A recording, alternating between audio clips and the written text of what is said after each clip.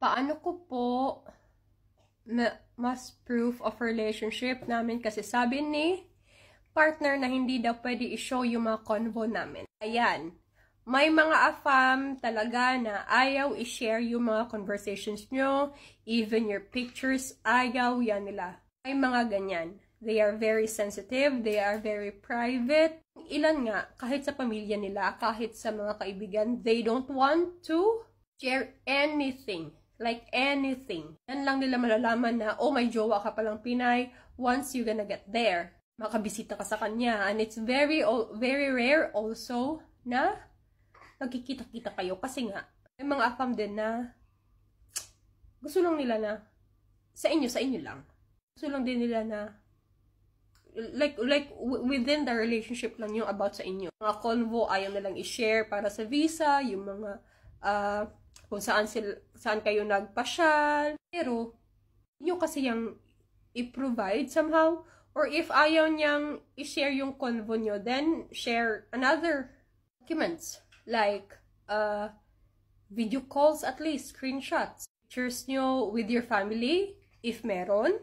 Very rare din yung mga fam na gusto makipag-picture sa pamilya. Pictures with friends, mga ganyan. Money remittances, gifts, yan, pwede. Pang replacement. But at least, di ba? Ano din kasi nila malalaman na nag-uusap talaga kayo or what. Pero i-explain mo na lang siguro sa letter na ganyan yung afam mo. Hopefully, they'll understand. Ito lang yung maganda sa mga embassies or dito sa abroad. If about sa mentality ng isang tao, they understand it. They will respect it. Pero, ayun, explain ka na lang na ayaw ni partner mo. And use other proofs, at least man lang. If ayaw talaga niya, kumbinsihin mo. No chance yung papeles mo if wala kayong may provide na magjowa talaga kayo. Tapos sasabihin nyo na magjowa kayo. No, they will not believe that. Kesyo sabi nyo na, magjowa kami, matagal na kami nakakilala, then you don't have anything to show. Hindi sila maniniwala. Dahil yan sa kami ngang nagpapanggap din. Ito din yung reason na denial ng iba. Kasi nga, ayaw nga ng mga afam na i-provide yung proof of relationship. Kaya, very questionable yung relasyon. Isa nga, magto 2 years na sila, or I think 2 years na, nagkita na denied pa, kasi nga hindi daw sila magjowa. What more if wala kayong maipakita? Kaya, explain to him, convince him, please, may provide kayo. Or, gaya ng ginawa ko, I didn't really told him na dami akong isasubmit. Lang niya nalaman na ang dami-dami kong sinubmit kasi nga, matagal kami nagkita after 2 years. So, dapat kumbinsin ko sila na talagang we talk daily since 2019.